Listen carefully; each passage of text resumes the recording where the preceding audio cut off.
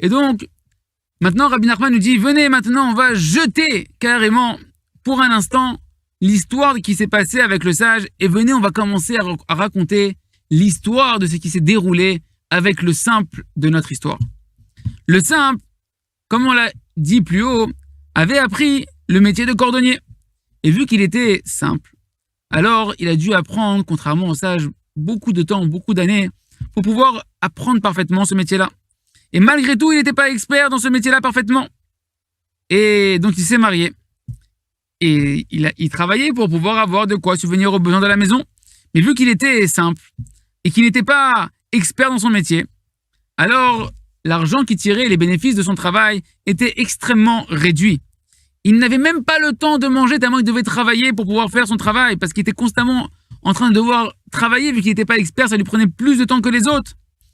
Et pour manger du coup, pendant qu'il travaillait, en même temps qu'il travaillait, au moment où il était en train de trouer la chaussure pour pouvoir rentrer les lanières et qu'il était en train de coudre les chaussures, alors il attrapait un morceau de pain, il mordait un petit morceau de pain au passage de son travail, tellement il était préoccupé par son travail.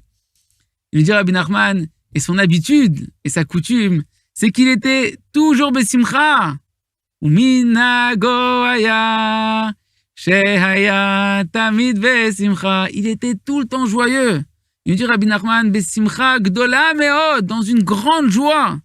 Vehaya rak malé simcha tamid, il était tout le temps en train de déborder, il débordait constamment de joie. Et voilà qu'il avait tous les aliments et toutes les boissons et tous les vêtements qu'il désirait. Il disait à sa femme, chérie, ma femme, donne-moi à manger. Et voilà qu'elle lui donnait un petit morceau de pain, une petite miche de pain qu'il mangeait. Et après, il disait, chérie, donne-moi du bouillon avec des féculents. Et elle avait rien d'autre, donc elle lui donnait un petit morceau de pain. Et il mangeait ce morceau de pain et il louait ce qu'il était en train de manger en disant, combien il est bon, combien il est délicieux ce bouillon. Et alors ensuite, il disait à sa femme, chérie, donne-moi de la viande avec des bons plats, etc. Et pour chaque plat qu'il demandait, elle lui donnait encore juste un morceau de pain. Et lui, il se délectait et il louait le plat qu'il était en train de consommer, comme si c'était vraiment le vrai plat qu'il était en train de manger. Et il disait combien il est parfait ce plat, combien il est délicieux ce plat, etc. Il nous dit Rabbi Nachman, et véritablement, il sentait quand il mangeait dans le pain le goût véritablement de chaque plat qu'il avait dit à sa femme qu'il voulait véritablement manger. Tout ça pourquoi ? Parce qu'il avait une grande simplicité, une grande foi et une grande joie extraordinaire qui lui donnait cette capacité-là magnifique. Et de la même manière, il disait à sa femme, chérie, amène-moi un peu de bière à boire. Et elle lui donnait de l'eau. Et lui, il louait.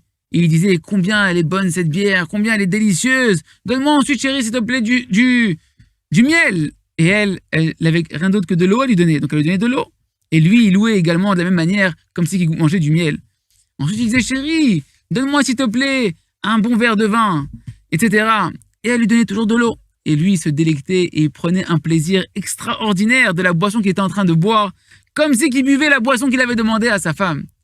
Les amis, on est en train de voir comment un vivait une vie qui était un enfer et comment l'autre, alors qu'il n'avait aucune raison d'être heureux, pourtant vivait une vie extrêmement heureuse. Et on verra, Bat Hashem, ensemble dans la suite de l'histoire, quels sont les secrets qui font que chacun d'entre nous, on puisse arriver à vivre une vie aussi heureuse, Bat Hashem, comme le Tam. À très bientôt.